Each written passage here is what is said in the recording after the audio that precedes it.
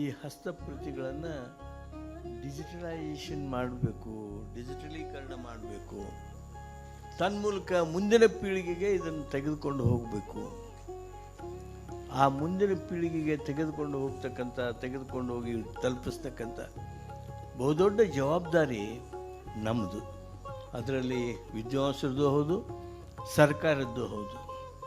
ಆ ಕೆಲಸವನ್ನು ನಾವು ಇವತ್ತು ಶ್ರದ್ಧಾಪೂರ್ವಕವಾಗಿ ಪ್ರಾರಂಭಿಸ್ತಾ ಇದ್ದೇವೆ.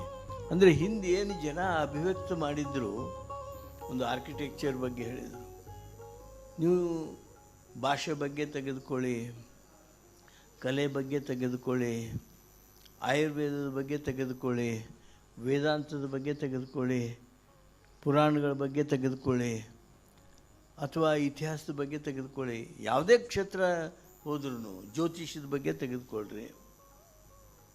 ಇವೆಲ್ಲವೂ ಹಸ್ತಪ್ರತಿಗಳ ಮೂಲಕನೇ ನಮಗೆ ಬಂದಿರುವ ದೇಣಿಗೆಗಳು.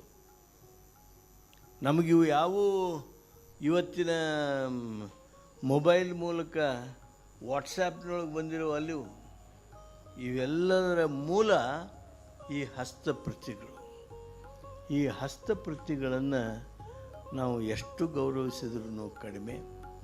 ನಾವು ಇವತ್ತು ಎಚ್ಚೆತ್ತಿದ್ದೇವೆ, ಜಾಗೃತರಾಗಿದ್ದೇವೆ.